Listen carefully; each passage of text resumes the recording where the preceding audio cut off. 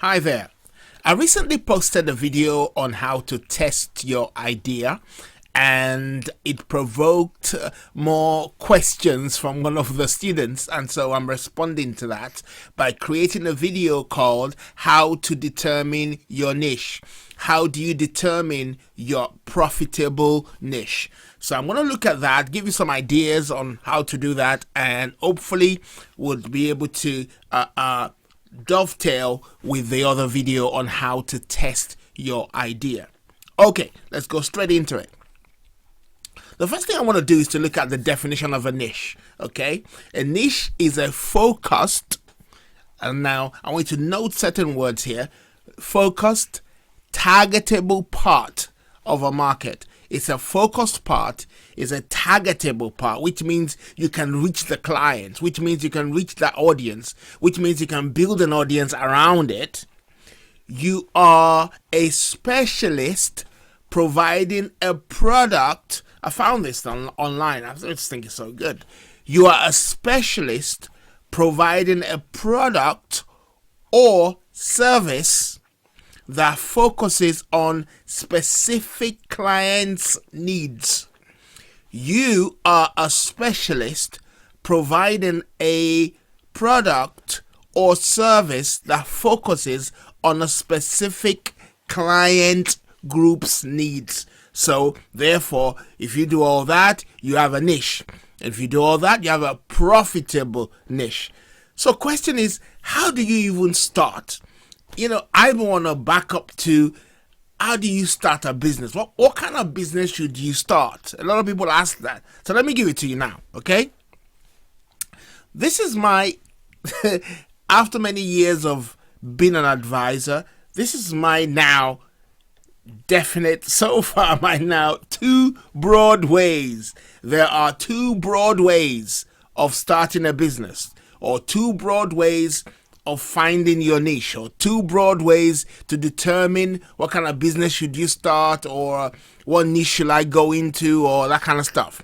All right, to determine a niche or to start a business, it should be one of the following two aspects I'm going to show you. Okay, number one, it should be based on your passion and or your skills. The business you should start, or the niche you should go into, which is the market, which is the client group you should cater for, which is the ones you should try and meet their needs, should be based around your passion and skill. All right, that's the first way. The second way is that you can base your niche or your business around a gap you found in the market. So it's based on discovering of a gap in the market. Based on the discovering of a gap in the market. Okay, those are the two broad ways. Everything else you can think of kind of fits into there. So let's go back and just take it one by one. Let's look at this. Based on your passion and skills. Okay, so if we look at the example I'm going to use in the video on how to test your idea, we talk about the hairdresser. I just chose that particular industry. Okay, no reason whatsoever, just using it as an example. Okay, just an example. So for a hairdresser to start a business and even think about focusing on a particular group of people, he or she needs to have a passion for that business and skill for that business. Okay, there's a huge debate on whether finding a gap is better than a skill. But the point is, only true... Now, let me rephrase that. Only a specific few can find a gap and fill it. But most of us are going to start a business based on your passion and your skill, and then try to build an audience that you're going to satisfy. So you're going to, first of all, your first goal, if you are this kind of person, your first goal is to think about, what are my skills? What are my passion? How do you know? How do you determine your passion? I'm going to give you one simple test. Your passion is a job or a service you will provide even if you are not being paid for it. Okay? So a hairdresser who loves doing hair will do hair without getting paid anyway. I'm not saying he or she should not get paid. That's not what I'm saying at all. I'm just using it as an example to help you to find your passion. So whatever it is you would do, that even if you are not getting paid for it, you still do it. That's your passion. Now, even if you don't have all the skills necessary to enable that passion to be profitable, because you're passionate about it, you are more likely to learn. You're more likely to go through the peaks and troughs of the problem. You're more likely to be able to determine, and you're more likely to be determined about that business because you're passionate about it. Okay? So now, I hope I'm clear on that. This starting a business or finding a niche, starting a business, right? Then you find a niche. Okay? So you have a passion that you want to use to start a business. Now you're going to look for a market to satisfy or an audience to build. Okay? Second thing, the second second way to start a business and find a niche is to really discover a gap. Now, sometimes you're working in a place and you discover that, wow, there's an opportunity here. That's what I'm talking about. For somebody, just looking at the hairdressing business again. Somebody comes to a town and there are no hairdressers in that town. So that's a gap. And a person who may not have the passion for hairdressing, but just notices a gap, can still satisfy that gap and build a business around it simply because they found that there is an opportunity here to be exploited. That person does not have to have the skill, does not have to have the passion. All they need to do is find a gap that they know is going to work, because obviously if you have a town of about 5,000 people, sooner or later somebody's going to have to come and do their hair and get paid for it and pay for it. Okay, so you're going to need a hairdresser of some sort, either male or female. You're going to need it. So that's a gap in the market. Now you have to determine which one are you. Are you the one that wants to work your passion, or the one that wants to work by finding a gap? Those are the first two things you have to clarify in your mind. You've got to know, okay, I really want to pursue my passion, or I'm going to find a gap. All right. People argue that, there's a combination of both. The reason why people say that, and, to some extent I agree, because even though you're passionate about a particular industry, like the hairdressing industry we're using as an example, you still have to find the niche to sell to. Because when we look at remember when we looked at the definition of what a niche was, let's go back to that and have a quick look at it. We said a niche was a focused, targetable part of a market.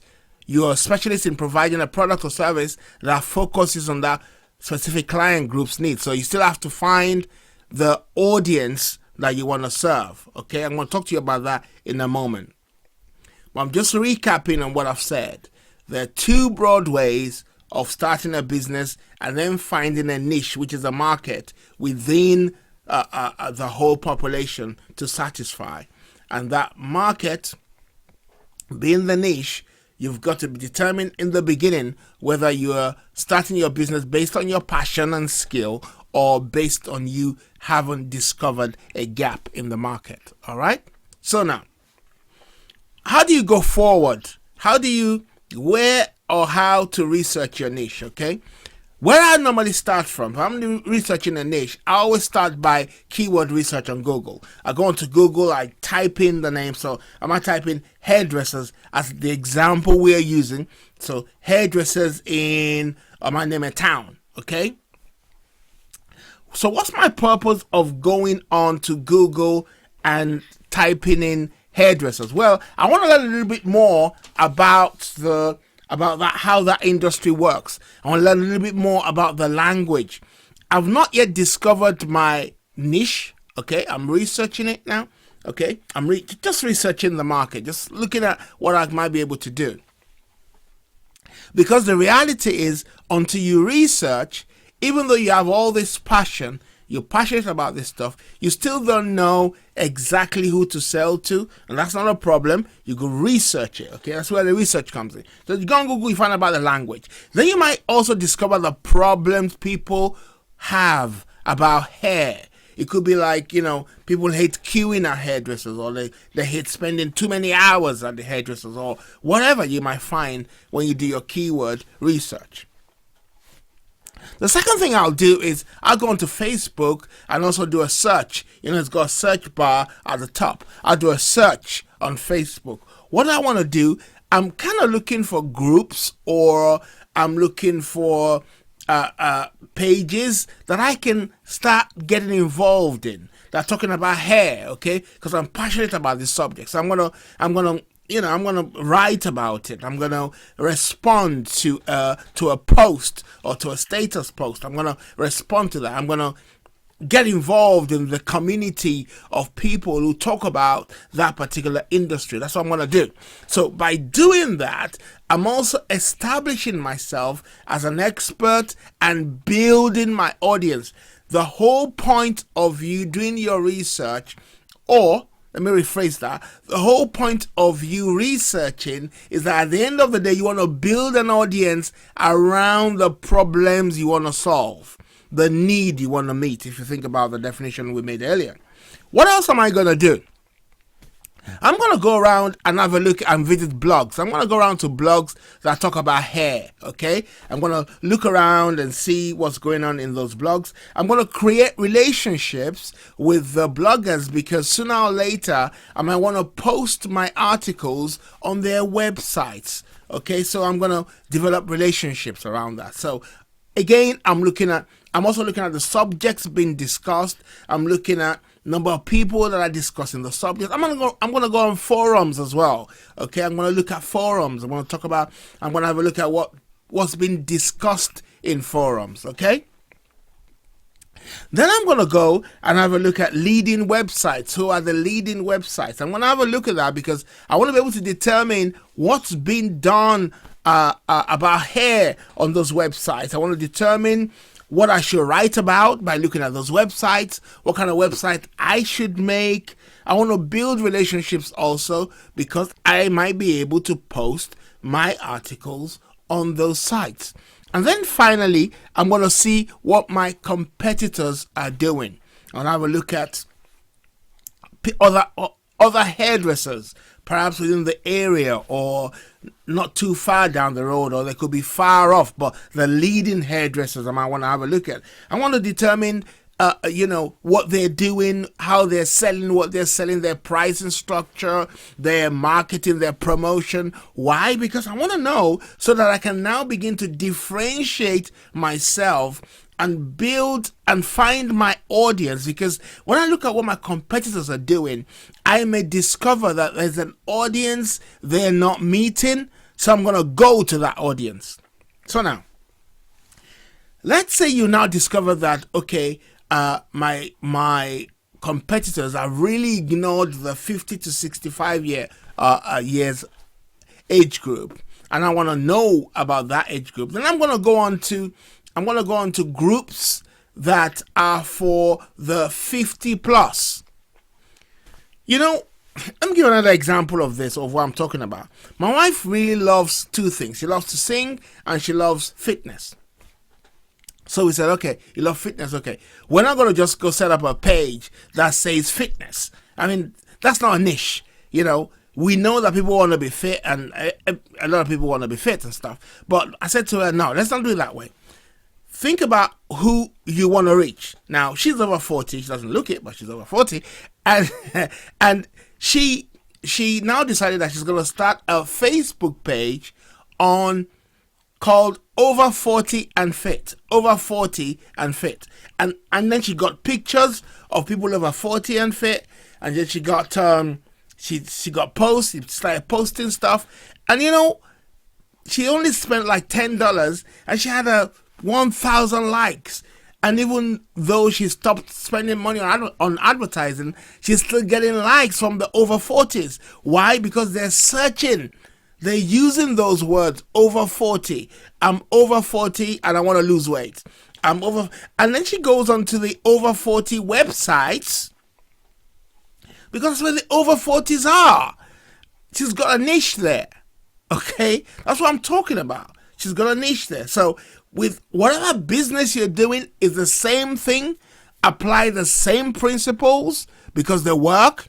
Now, when you now go on to the video I posted earlier in conclusion on how to test your idea, you're going to discover that you can look at the various demographics and then use that video and it would kind of tell you exactly what to do.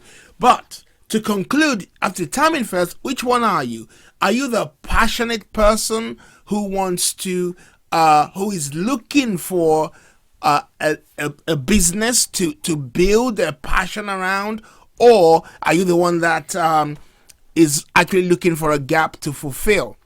Okay, like I said to you, check out the other video on how to test and use the demographics to do that. But in the meantime, send me your questions and comments, and I'm always here to help. If there's anything else I need to say that I've not said, then do let me know and I could create a video for you. All right, talk to you soon. Okay, bless you. God bless. Bye.